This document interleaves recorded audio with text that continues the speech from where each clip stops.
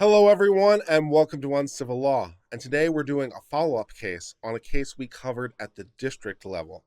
This is on the Court of Appeals level, and this is the case of BL, a minor, versus the Mahoney Area School District. In this case, BL was a cheerleader who on Snapchat said F the school, F cheer, F everything, and was sanctioned by her school by not being allowed to be a cheerleader.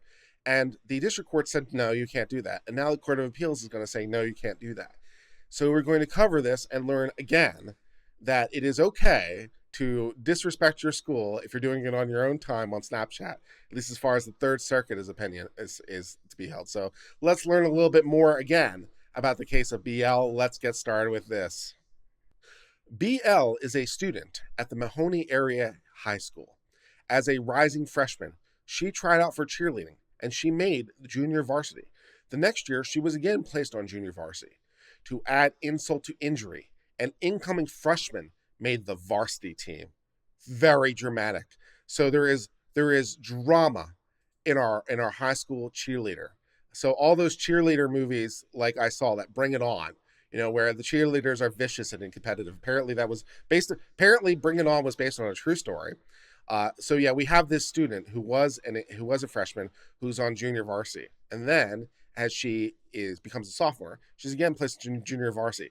And this lowly incoming freshman, this brand new student to the high school, somehow makes the varsity team over me.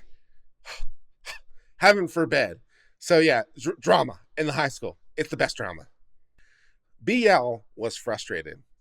She had not advanced in her cheerleading, and she was unhappy about her position on the private softball team and was anxious about upcoming exams. So one Saturday, while hanging out with friends at a local store, she decided to vent these frustrations. She took a photo of herself and her friend with their middle fingers raised and posted it to Snapchat.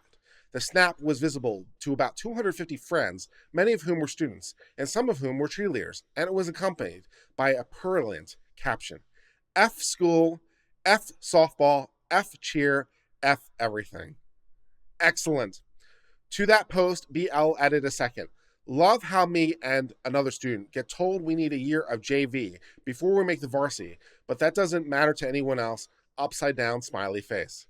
Yeah, so for expressing this statement of discontent and for not being happy with her position in life and for actually having the temerity to say so, the adults want to punish her for her insolence. And so they want to prevent her from showing them up and saying mean things, and they want to kick her off the team. But fortunately, the First Amendment is here to save us. So let's learn a little bit more about freedom of speech, and let's educate the educators in this school who apparently don't know about the First Amendment. So who will educate the educators? Apparently, it's going to be me. Let's do that. One of BL's teammates took a screenshot of her first snap and sent it to one of the two cheerleading coaches. That coach brought the screenshot to attention of another coach who in turn was already in the know. Several students, both cheerleaders and non-cheerleaders, had approached her, visibly upset, to express concern. The snaps were inappropriate. Drama. The coaches decided that the BL snap violated team and school rules, which BL had acknowledged before joining the team, requiring cheerleaders to have respect for their school. Coaches and other cheerleaders avoid foul language and inappropriate gestures and refrain from sharing negative information concerning cheerleading, cheerleaders, or coaches on the internet. They also felt BL snap violated a school rule requiring student athletes to conduct themselves in such a way that the image of Mahoney School District would not be tarnished in any manner. Query whether or not I'm tarnishing the image of Mahoney School District. I'd never want to do such a thing by in any way insinuating that they don't know how to First Amendment. Yeah. So the coaches removed BL from the JV team because of her insolence in showing them up. BL and her parents appealed the decision to the athletic district, the school principal, the district superintendent, and the school board, but to no avail. Although school authorities agreed BL could try out next year for the next team, they upheld the coach's decision, and thus was born the lawsuit. Very exciting. Turning to the merits of the case, the district court ruled that BL snap was off-campus speech and thus not subject to regulation under Bethel School District versus Fraser. And finding that BL snap had not caused any actual or foreseeable substantial disruption to the school environment, The court ruled that her snap was also not subject to discipline under Tinker versus Des Moines, which is an extremely famous First Amendment case when it comes to schools. It's a good one, too. Deals with the Vietnam era and armbands. Great stuff. The court therefore concluded that the school district had violated BL's First Amendment rights, rendering unnecessary any consideration of overbreadth, viewpoint discrimination, or vagueness. It's entered its judgment into BL's favor, awarding nominal damages, which usually means $1. I don't know how much it means in this case, but usually nominal is $1. We're just trying to establish the constitutional rights and requiring the school to expunge the disciplinary record, and this appeal followed. We, the Court of Appeals, must first determine what, if any, protection the First Amendment affords the snap. Yes, what First Amendment protections rely on Snapchat. This is great. To do so, we begin by canvassing the Supreme Court's school speech cases. Next, we turn to a threshold question of which these rights might depend, whether her speech took place on or off campus, because different rules might apply. Finally, having found the BL snap was off-campus speech, we assess the school district's arguments that it was entitled to punish BL for that speech under Frazier, Tinker, and several First Amendment doctrines. Also, it's not being mentioned by the Court of Appeals, but the other case that comes directly to mind, because it's so great, is the case Bong Hits for Jesus.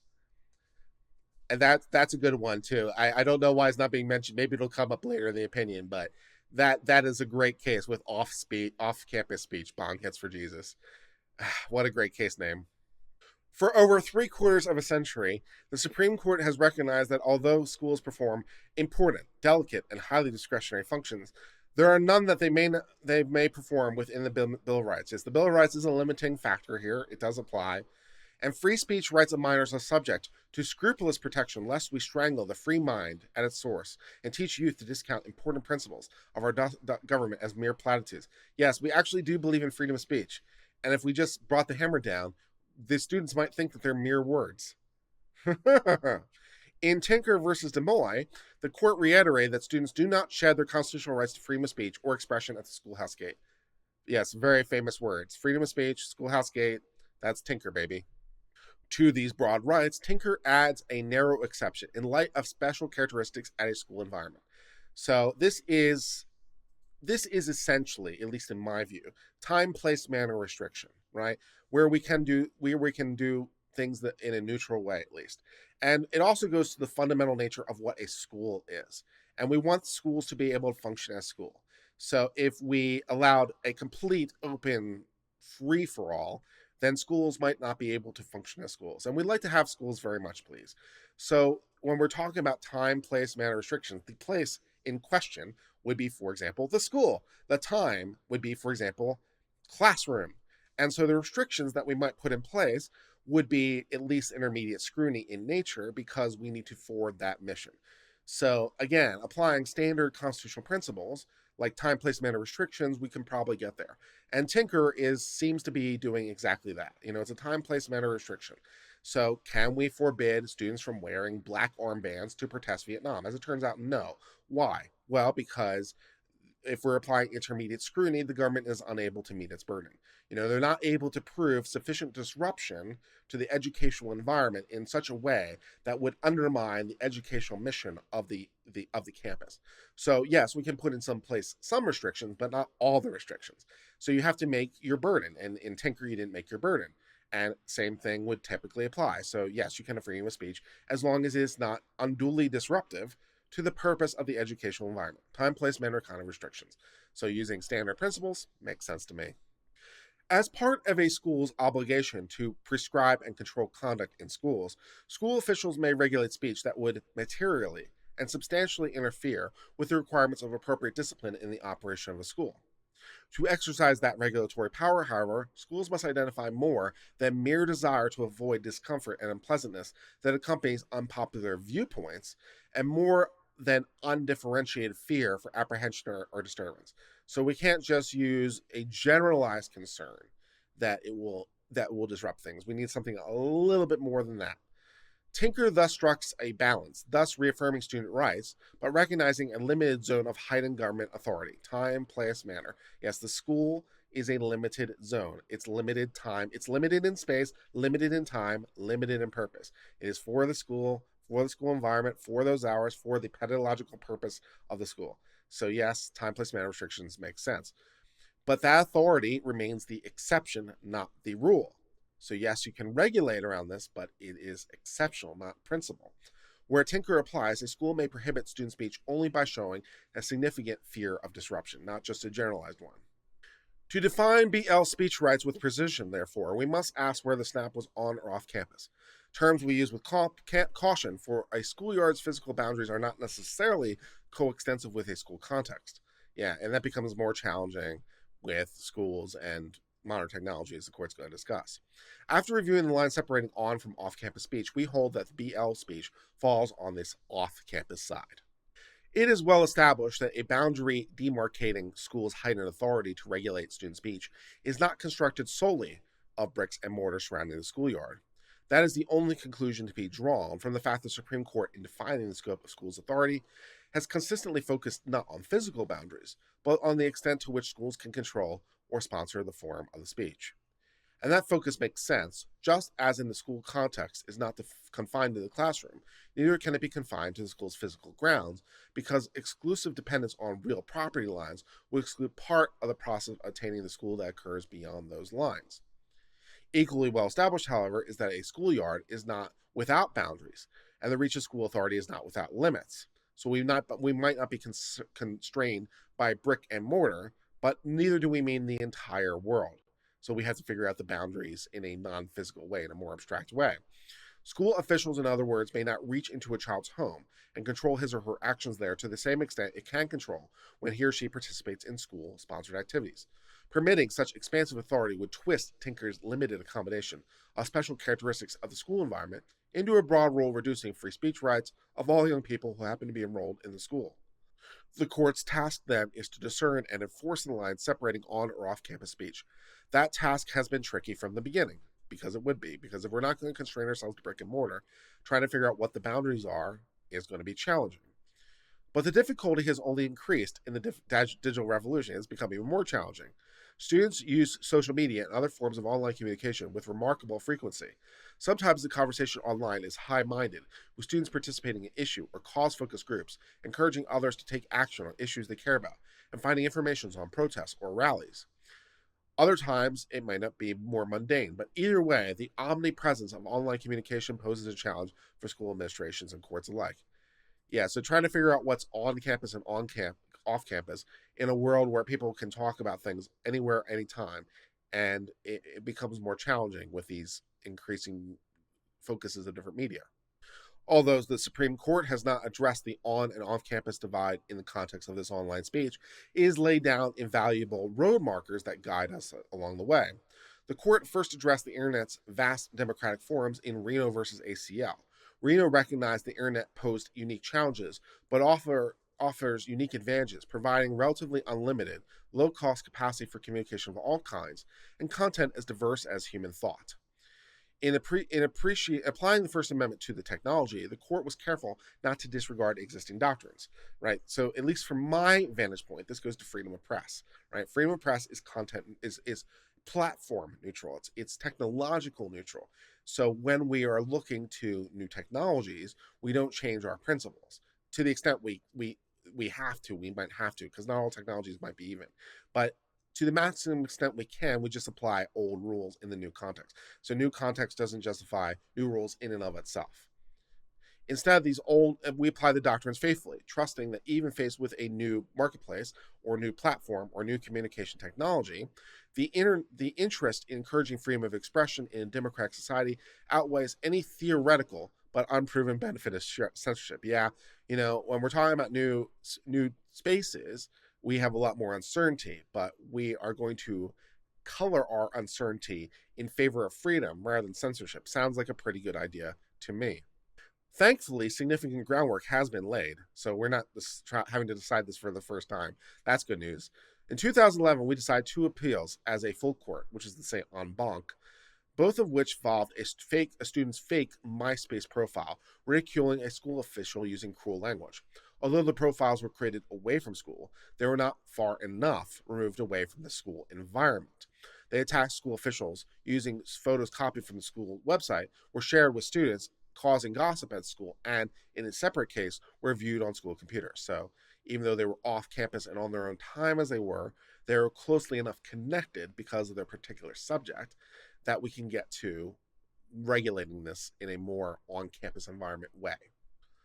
In both of these decisions, we treated the profiles as off campus speech, even though we were more closely regulating.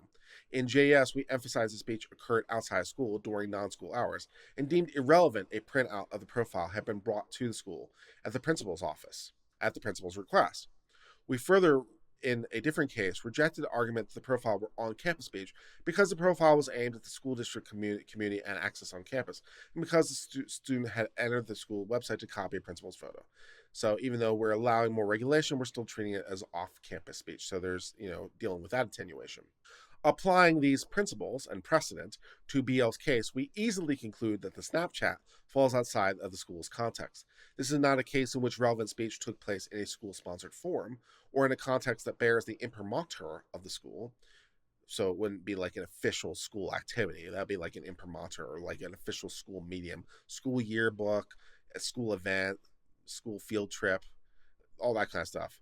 So yeah, not that. Nor is this the case where a school owns or operates the online platform in question. So if it was a school listserv, that might be a thing. Instead, BL created the snap away from campus over the weekend and without the use of school resources. And she shared it on a social media platform that's unaffiliated with the school. And while the snap mentioned the school and reached students and officials, JS and Lockshot hold that these few points of contact are not enough by themselves. BL snap therefore took place off campus. So this is not on-campus speech, this is off-campus speech, and because of that, the regulations that are in play are a little bit different. The school district principally defends its actions based on the power to enforce socially acceptable behavior by banning vulgar, lewd, obscene, or plainly offensive speech by students. Under Fraser, such speech receives no First Amendment protection in school. But the district's argument runs aground of our precedent holding that Fraser does not apply to off-campus speech. And as a panel, we may not revisit that precedent absent in an intervening authority. To prevail under Fraser, therefore, the school district must explain why JS and Leyshock do not supply the decisional rule. It attempts to do so in several varieties, but shares the same thresh. That we should apply Fraser to off-campus speech where the speech or punishment involves an extracurricular activity, we are unpersuaded. No one challenges that BL's First Amendment rights have been implicated. As a result, we can no more hold that BL abdicated her First Amendment right to speak as a cheerleader than we could return to a bygone day in which police officers were thought to have the right to talk about politics, but not to be a policeman. So we had previously held that police officers couldn't talk about politics, and no, we can't do that anymore. People have the right to speak. There are limitations on that, but they have the right to speak. When it comes to police, for example, we look a lot to whether or not it's official speech or not. So if they're speaking purely in a private way, that'd be one thing. If they're speaking in their official role, that's another thing. But that's the line. Before, we didn't even have those kind of distinctions. Instead, we conclude Fraser did not authorize the school district punishment for the off-campus speech. The school district falls back onto Tinker, arguing that BL Snap was likely to be a substantial disruption of the cheerleading program. But as we've explained, although BL Snap involved a school and was accessible by students, it took place outside of the school's context. We therefore have to deal with whether Tinker applies to off-campus speech. The school district next argues that by agreeing to certain school team and rules, BL waived the First Amendment rights. So having been unsuccessful, we're going to argue that BL waived the rights, because you can always waive your constitutional rights. So did they waive constitutional rights? Well, the Court of Appeal says no, they didn't waive the rights. Why not? Let's read on. To begin, we note the district court rule that requiring BL to waive her First Amendment rights as a condition of joining the team violated an unconstitutional conditions doctrine. So when it comes to waiver of certain rights, there are certain things the government can and cannot do. And you can waive your rights when it comes to a private official, no problem. But when it comes to the government, there are certain things they can't require you to do. And particularly in the First Amendment context, unconditional conditions. So you cannot make it a condition of joining the team that you waive your First Amendment rights. That's too much. The government can't do that. And we've seen that recently in the Supreme Court as it dealt with speech on certain non-governmental agencies and how they can be funded or not. We covered that in recent Supreme Court React. So yeah, you cannot compel certain kinds of speech. You can't force them to waive certain kinds of conditions. It's too much for the government to do. So the district court said, no, you can't even waive it in this context. It's an unconstitutional condition. For the government to condition participation in a beneficial program on a waiver of First Amendment rights raises a serious constitutional concern, particularly where the government seeks to leverage the benefits to regulate speech outside the contours it would otherwise be able to do. At the same time, however, the line between constitutional and unconstitutional conditions is hardly clear. So, what conditions are constitutional, which are not, is a bit of a nebulous line, like many lines in law. And there are a wide range of extracurricular activities and student roles that may make conditions on speech more or less connected to the needs of the program. So, the more closely related they are to what the program's needs are to fulfill its purpose, the more likely they are to be upheld. Fortunately, we need not decide which side of the line this case falls on because we conclude that Beale did not waive her right to speech at issue. So we don't have to conclude whether or not this was within the contours or not. We don't even have to conclude whether the waiver is proper or not. We can just say that even if the waiver is proper, it didn't apply to what Beale did. So the government was not clear enough in its own waiver, and it has to be tightly construed because we're talking about governmental rights. So what the government wrote, Beale didn't even waive her rights at all. So whether or not she could waive her rights because of unconstitutional conditions, how far those things can go, we don't even have to decide that. She did not, in fact, waive her rights because what she agreed to didn't read on what she did. So not close enough. Very cool. All rights, including free speech rights, can be waived, but the waivers must be voluntary, knowing, intelligent, and established by clear and convincing evidence, and courts must indulge every reasonable presumption against the waiver. Applying these standards, we conclude that BL SNAP does not fall clearly within the scope.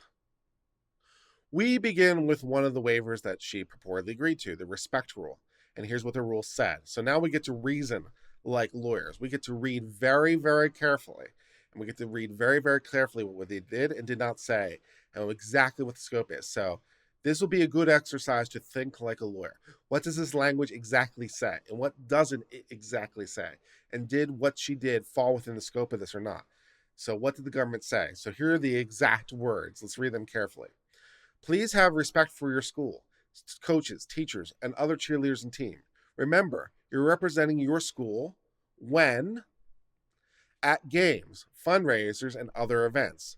Good sportsmanship will be enforced. This includes foul language and inappropriate gestures. So having read it like a lawyer, you can see the problem already, right?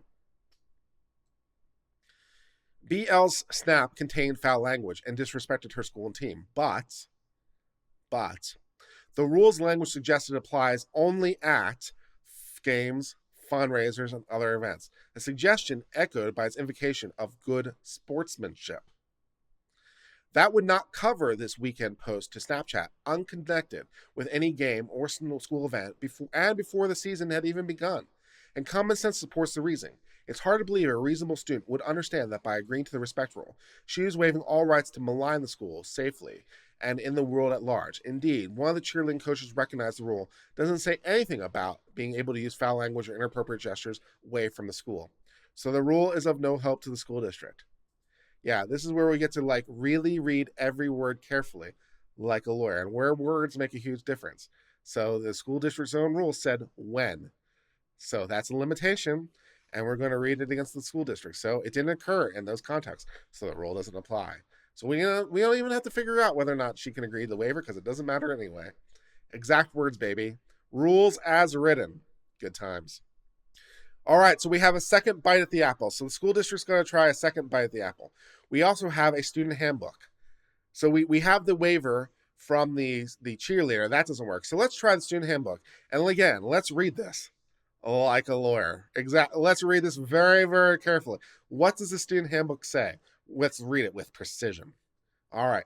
Participation on an athletic team or cheerleading squad. I like here how cheerleading squad is implicitly not an athletic team.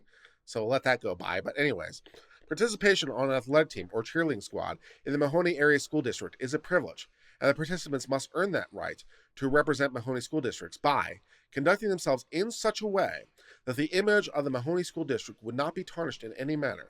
Any participant whose conduct is judged to reflect a discredit on himself, herself, the team, or Mahoney schools, whether or not such activity takes place during or outside school hours or hours during the sports season. During the sports season. Uh-oh.